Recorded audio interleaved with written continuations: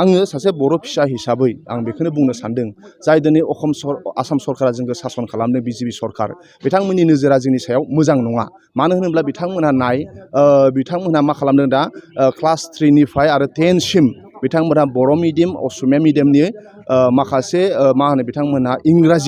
इंराजियाव बिथांमोनहा जाबसिना होनो नागिरदों जेरावनाखि जोंहा गोबां बर'नि दैदेनगिरि बिथांमोना बर' मिडियामाव फरायनानै दिनै गोरों गोरा जादों बिटिआरनि चिफ मानगोनां प्रमद बर' बिथाङा बर' मिडियाम फरायनाय आवगायनि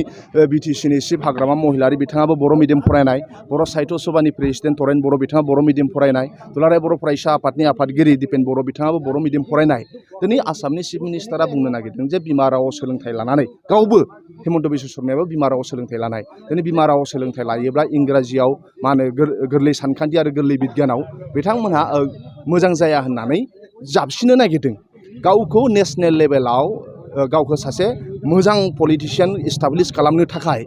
अमित शाह आरो नरेन्द्र मदिमोनखौ इमप्रेस खालामनो थाखाय हिन्दीखौ बिथाङा बिराद गुरुत्त होदों दा ओंखायनो बिथाङा इंराजिखौ जोंनो जाबसिननो नागिरदों बे जोंनि थाखाय मोजां नङा जेरावनाखि बर' बिजोंनि थाखाय गोबां मानसिफ्रा मुंख्लं जालांबाय बर' बिजोंनि थाखायनो गोबां मानसिफ्रा दावहा नांबाय आरो बेखौ जोङो बर'फ्रा बिजि गंसेबो ओरैनो जों मोनाखै बेखौ जों संग्राम खालामनानैसो मोन्दों बर' मिडियाम फरायसालि गायसननो थाखाय गोबां संग्राम खालामदों बे मोनखांनायनि उनाव दिनै आसाम सरकारा जोंनि मा होनो इंराजिजोंनो जाबसिना होनो नागिरदों बे जोंनि थाखाय मोजां नङा बेनि थाखाय बर' थुनलाइ आफाद दुलाराय बर' फरायसा आफाद माहारियारि आफादफ्रा प्रेसार होनो नांगोन आरो जेरैखि जाया जों देरहाथारनो नांगोन बर' बिमा रावखौ बासायनानै दोनथारनो नांगोन जेरै हिमन्त बिश्व शर्मानि जि निति बे मोजां नङा नोंथांमोनहा नायगोन 2016आव जेब्लानाखि आसाम सरकाराव बिजेपि सरकार फैदों 2017निफ्राय असमिया बिजों बर' मिडियाम मा होनो बर' मिडियाम जोंहा फ्राय माने 9,000 बर' फरायसा मा होनो 9,000 बिमा रावनि फरायसालिफ्रा थैलांबाय बिनि गेजेरजों गोबां बर' फरायसालिफ्राबो गोदो जाय सासन खालामदों बिथांमोननि समाव बारा थैयाखै नाथाय 2016आव बिजेपि सरकार फैदों 2017निफ्राय 2022सिम जुदि सानोब्ला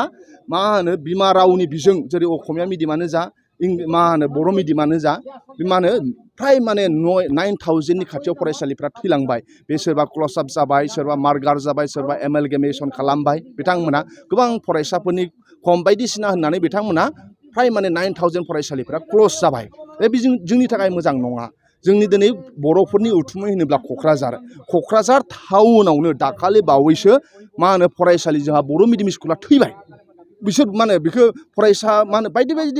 गोबां मा होनो बिथांमोना बेले बेजे माबा बुंनानै बिथांमोना फरायसालिफोरखौ बन्द' खालामबाय बे जोंनि थाखाय मोजां नङा दिनै बर' मिडियामा दिनै सेफटियाव गैया बिनि थाखाय सोर खोथा बुंगोन नों आंहाथ' खोथा बुंनांगोन ना जोंनि गेदेर बिथांमोना मुंख्लं जानानै जोंनो बर' बिजों होलांबाय दिनै क'क्राझार टाउनावनो स्कुलफ्रा थैलांबाय जे फरायसा खम होननानै आरो जोंहा दिनै जोंनि बिजोङाव जोंनि हारियाल' फरायो नङा होमबा दिनै कार्बि आंलंनि कार्बिफ्रा मा बुङो डिमासाफ्रा मा बुङो बिथांमोननि स्कुलाव मा होनो बिमा रावनि स्कुलाव मा जायो मिथिबायना असमिया मिडियामानो जा बावनो जा हाजो दरसेयाव मोनसे गामिल' थायो नांगौ बादि नेसनेल लेभेलनि क्राइटेरियायावबो मिलिया बेबो मोजां नङा हिमन्त बिश्व शर्माया मा बुंदोंमोन जे गोदो मा होनो इलेक्सननि सिगां मा बुंदोंमोन जे बर'फ्रा बुमिपुत्र बर'फोरखौ रावबो होखारनो हाया नाथाय पावाराव फैखांनानै गुवाहाटि नोगोरखौ गिदिर खालामनांगौ होननानै बिथांमोना जोंनि ट्राइबेलफोरखौ दिनै होखारबाय जोंनाव माने बुलडोजार सालायना होबाय बिथांमोना JCBजों जोंनि न'खौ बुख्रेबबाय बिथांमोना दिनै गोबां जोंनि ट्राइबेल हारिया गुवाहाटियाव न' गैजायै हा गैजायै फरायनो थाखाय फरायसालि गैजायै जाबाय जों दिनै बुमिपुत्र बे हानि फिसा जों बाव गिबिसिन फैनाय नाथाय जोंहानो दिनै थानो थाखाय न' गैया थानो थाखाय हा गैया फरायनो थाखाय फरायसालि गैया बिनि सोमोन्दै सोर बुंगोन दा ओंखायनो हिमन्त बिश्व शर्माया माब्लाब्लाबो बिनि थागिबिफोरनि मा होनो मोजांनि थाखाय बिथाङा साना दिनै बिटिसिखौ जेरैखि जाया सेख्रेबनो नाजागासिनो दं बिथांमोना बिटिसिखौ दिनै जेरैखि जाया सेख्रेबनो नाजागासिनो दं बिथांमोना पावाराव लानो नाजागासिनो दङ